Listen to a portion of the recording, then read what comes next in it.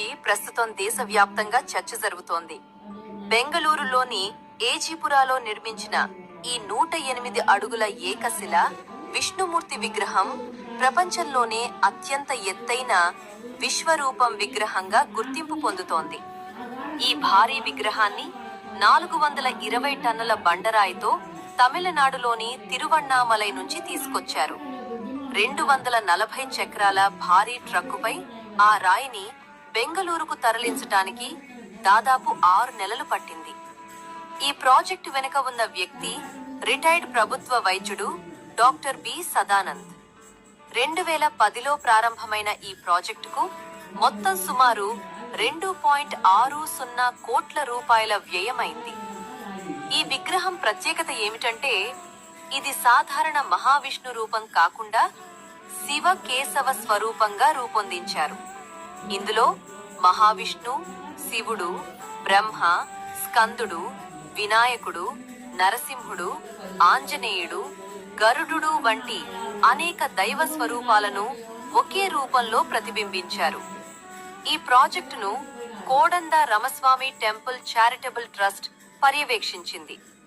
హిందూ సమాజంలో ఐక్యతను పెంపొందించడమే ఈ విగ్రహ నిర్మాణం వెనుక ప్రధాన ఉద్దేశమని నిర్వాహకులు తెలిపారు.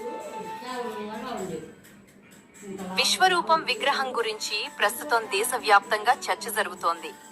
బెంగళూరులోని ఏజీపురాలో నిర్మించిన ఈ 108 అడుగుల ఏకశిల విష్ణుమూర్తి విగ్రహం ప్రపంచంలోనే అత్యంత ఎత్తైన విశ్వరూపం విగ్రహంగా గుర్తింపు పొందుతోంది. ఈ భారీ విగ్రహాన్ని 420 టన్నుల బండరాయితో తమిళనాడులోని తిరువణ్ణామలై నుంచి తీసుకొచ్చారు. 240 చక్రాల భారీ ట్రక్కుపై ఆ రాయిని బెంగళూరుకు తరలించటానికి దాదాపు 6 నెలలు పట్టింది. ఈ ప్రాజెక్టు వెనుక ఉన్న వ్యక్తి రిటైర్డ్ ప్రభుత్వ వైద్యుడు డాక్టర్ బి సదానంద్. 2010లో ప్రారంభమైన ఈ ప్రాజెక్టుకు మొత్తం సుమారు 2.60 కోట్ల రూపాయల వ్యయమైంది. ఈ విగ్రహం ప్రత్యేకత ఏమిటంటే ఇది సాధారణ మహావిష్ణు రూపం కాకుండా శివ కేశవ స్వరూపంగా రూపొందించారు.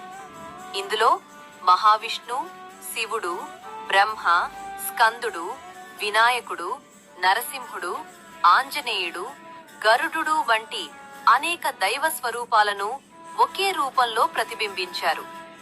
ఈ ప్రాజెక్టును Kodanda Ramaswamy temple charitable trust పర్యవేక్షించింది.